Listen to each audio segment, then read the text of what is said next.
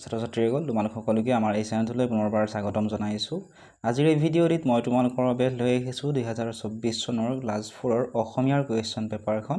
গতিকে চাই যোৱা কেনেকুৱা ধৰণৰ কুৱেশ্যন আহিছিলে। দিছিলে তোমালোকক 2 ঘণ্টা আৰু মুঠ নম্বৰ আছিলে 50।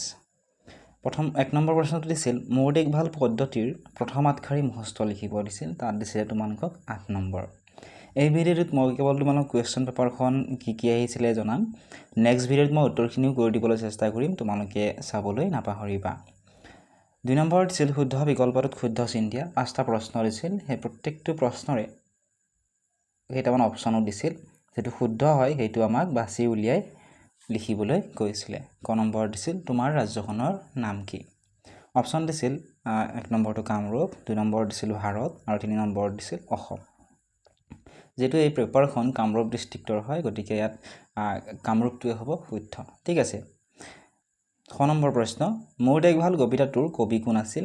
অপশ্যনসমূহ দিছিল 1 নম্বৰ বিষ্ণুপ্ৰসাদ ৰাভা, 2 নম্বৰ দিছিলে নৱকান্ত বৰুৱা, 3 নম্বৰ দিছিলে অতুল চন্দ্ৰ হাজৰিকা। ক নম্বৰ প্ৰশ্ন কামলাং নৈত মাছ মাৰিবলৈ যোৱা ডেকাজনৰ নাম কি আছিল। অপশ্যন দিছিল প্ৰথমটো কমল, দ্বিতীয়টো দিছিল কোৱানচা, তৃতীয়টো দিছিলে কৃষ্ণকান্ত। তোমালোকে নিশ্চয় জানা কামলাং নৈত মাছ মাৰিবলৈ যোৱা ডেকাজনৰ নাম আছিলে কোৱানচা। ঠিক আছে, অপশ্যন 2টো হ'ব শুদ্ধ উত্তৰ। ঘ নম্বৰ দিছিল লগুণ শব্দটোৰ অৰ্থ কি। অপশ্যন দিছিল 1 নম্বৰটো একো নোখোৱাকৈ থকা, 2 নম্বৰ দিছিলে ভোকত নথকা, 3 নম্বৰ দিছিলে গাখীৰৰ সৰ। শুদ্ধ উত্তৰ হ'ব প্ৰথমটো, লঘুণ শব্দটোৰ অৰ্থ হৈছে একো নোখোৱাকৈ থকা। 9 নম্বৰ দিছিল পাৰ্বতী প্ৰসাদ বৰুৱাদেৱৰ জন্ম ক'ত হৈছিল। অপশ্যনসমূহ দিছিলে 1 নম্বৰটো দিছিল যোৰহাটত, 2 নম্বৰ অপশ্যনটো দিছিলে শিৱসাগৰত আৰু 3 নম্বৰ অপশ্যনটো দিছিলে কামৰূপত। এই অপশ্যন কেইটাৰ ভিতৰত যেটো শুদ্ধ হয় সেইটো আমাক বাছি উলিয়াবলৈ কৈছিলে। ঠিক আছে। নেক্সট হোৱা তোমালোকে তাৰ পিছৰ প্ৰশ্নটো 3 নম্বৰটো। ইয়াত দিছিল তলৰ প্ৰশ্নবোৰৰ উত্তৰ দিয়া। ইয়াত 5টা প্ৰশ্ন দিছিল, প্ৰত্যেকটোতে 2 নম্বৰ টোটেল 10 নম্বৰ আছিল। ক নম্বৰ দিছিল কবিয়ে সকলো দেশত কৰি মোৰ দেখভাল বুলি গৌৰৱ কৰা দেশ বা ৰাজ্যখনৰ নাম কি। খ নম্বৰ প্ৰশ্ন 12 মাহে ফুলা দুবিধ ফুলৰ নাম লিখা। গ নম্বৰ দিছিল কামলাং নৈখন কোন প্ৰদেশত আছে।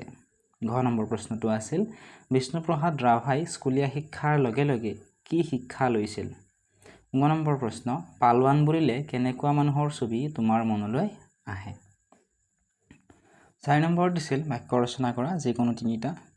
শব্দকেইটা দিছিলে অমাতৰ মাত, মাজুলী, গছ গছনি, লুকা ফাকু আৰু ঘাট মাউৰা। ইয়াৰে যিকোনো 3টাৰ বাক্য ৰচনা কৰিব দিছিল। 5 নম্বৰ দিছিল বিপৰীত শব্দ লিখিবলৈ যিকোনো 4টাৰ। শব্দকেইটা দিছিলে বুঢ়া, নিৰানন্দ, শেষ, খালী, ভাল আৰু জপাই। 6 নম্বৰ দিছিল এটা শব্দত প্ৰকাশ কৰা।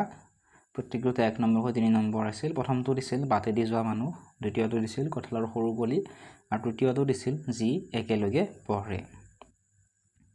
7 নম্বৰ দিছিল যুক্তাক্ষৰ ভাঙি একোটাকৈ শব্দ গঠন কৰা। যেনে গয়মগমটো। জয়মগমটো যুক্তাক্ষৰ ভাঙিলে কি হ'ব। ইয়াত গ যোগ ম হ'ব, গয়মগম।